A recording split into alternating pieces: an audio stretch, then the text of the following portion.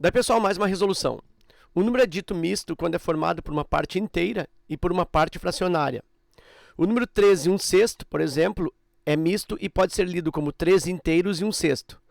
Todo número misto pode ser escrito como uma fração imprópria e a recíproca é verdadeira. Observe as figuras a seguir, em que são representados 5 números racionais. A única figura que pode ser associada a um número misto é a figura. Bom, então aqui no enunciado ele, de certa maneira, conceitua, né, o que é um número misto. Então, o número misto, como o nome sugere, né, misto, ele tem uma parte que é inteira e também tem uma parte que é fracionária.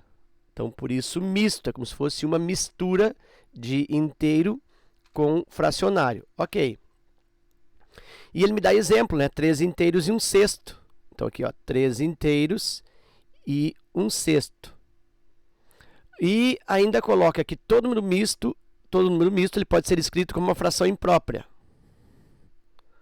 E a recíproca também é verdadeira, ou seja, toda fração imprópria pode ser representada como um número misto. Então, vou colocar isso aqui, ó. Um número misto, ele pode ser convertido em uma fração imprópria.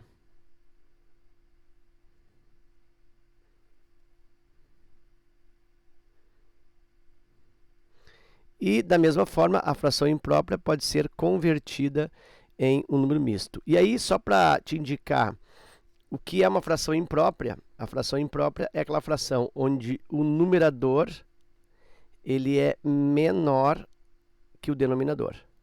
Então, por exemplo, a fração, aliás, ao contrário, a fração imprópria, o numerador é maior que o denominador. Por exemplo, a fração 17 quintos. Olha só, 17 quintos é uma fração imprópria e ela pode ser convertida em número misto. Ok. Bom, isso é uma introdução, né, aproveitando para fazer algumas retomadas nesses conceitos. Mas nessa questão aqui, eu só quero encontrar qual é a alternativa, qual é a figura que representa ou que pode representar um número misto. Lembra que o número misto ele tem a parte inteira e a parte fracionária. Então, a única figura que me sugere parte inteira e parte fracionária é essa aqui, ó, já que eu tenho a figura representada em duas partes. Então, eu posso perceber que aqui, ó, eu tenho uma figura totalmente pintada, olha só aqui, ó, esse inteiro aqui, então eu tenho um inteiro aqui, e aqui eu tenho mais metade da outra figura. Mesmo que aqui estejam aqui divididos, essa parte esteja dividida em duas partes, isso aqui é metade, né? Eu tenho aqui, ó, metade e aqui a outra metade. Então, eu tenho aí a fração, nesse caso, ou eu tenho o número misto 1 inteiro, que seria esta parte aqui, a figura toda completa, e mais a metade na outra figura, que seria, então, 1 e 1/2. Então, é a única figura, a figura 3, que trata de 1 e 1/2. E aí, eu observo isso na letra C. Todas as outras alternativas, eu tenho apenas uma figura. Ó. Então, todas elas estão tratando de menos de um inteiro. Inclusive, essa 5 aqui é um inteiro completo. Então, não é número misto. Aqui também é menos de um inteiro. Bom, então, eu poderia ter marcado já essa questão por esta observação. Mas aqui eu vou, de certa maneira, deixar a resolução mais completa e vou definir qual é a fração correspondente a cada figura, certo? Então, vou pegar a primeira aqui, ó. A primeira figura, observa que uma das metades aqui foi dividida em 1, 2, 3, 4, 5, 6, 7, em 8 fatias. Então, o total de fatias dessa figura aqui são 16, né? Porque a outra parte eu posso considerar também 8 fatias.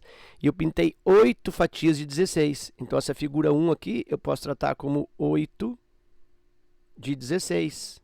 E aí, intuitivamente, eu percebo que se trata de 1/2. Se trata da metade da figura, né? Até porque, se eu simplifico aqui 8 e 16 por 8, eu encontro 1 para 2, 1/2.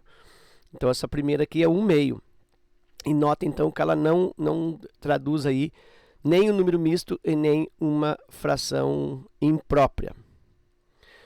Esta outra figura aqui, bom, de novo, aqui eu tenho divisão em 8 partes, né? Essa tira aqui está dividida em 8 partes. Então, aqui eu tenho 8 partes, aqui eu teria mais 8 partes, e aqui eu teria mais 8 partes. Então, eu tenho 24 partes ao todo dessa segunda figura aqui. Deixa eu botar aqui desse ladinho aqui, ó. 24 é o meu denominador. Então, aqui eu tenho 24. E quantas partes pintadas eu tenho? 1, 2, 3, 4. Lembra que aqui eu tenho 4 partes, aqui 4 partes. Ou seja, eu tenho aqui ó, um grupo de 8 partes pintadas. Então, eu tenho 8 com mais 4, eu tenho 12 partes. Então, eu tenho 12 partes pintadas. E aí, 12 de 24, mais uma vez, se trata aí da metade da figura.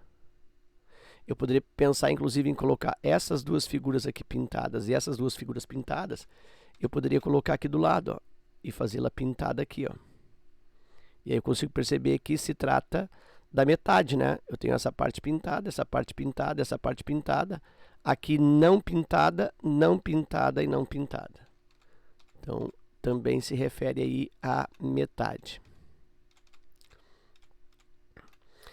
Essa outra aqui que é a resposta eu já fiz. Falta aqui essa 4. Olha só, 4 eu podia dividir aqui, ó.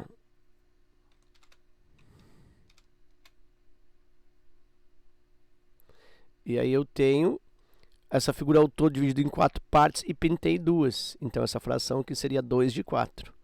Que também corresponde a 1/2. Uma parte de 2. Dá para ver isso também intuitivamente, né? Que aqui eu tenho a metade pintada e a metade branca. Muito bem. Essa outra aqui. Eu tenho as duas partes pintadas. Então, é como se eu tivesse duas partes pintadas de um total de 2 partes em que foi dividida a figura. E isso me dá um inteiro. Intuitivamente percebo também que se trata de um inteiro todo pintado. Então, realmente, a alternativa correta é a 3. E aqui, todas essas referências, tá, para a construção dessas frações aqui, eu estou levando em conta a fração que representa a parte pintada, tá? Então, estou usando como referência a parte pintada e não a parte que é branca. Poderia também pensar qual é a fração que representa a parte branca. Ok? Então, ficamos aí com a letra C, a figura 3. Eu espero que essas resoluções aí te ajudem no teu estudo. Fica meu forte abraço, te agradeço pela visita e até a próxima.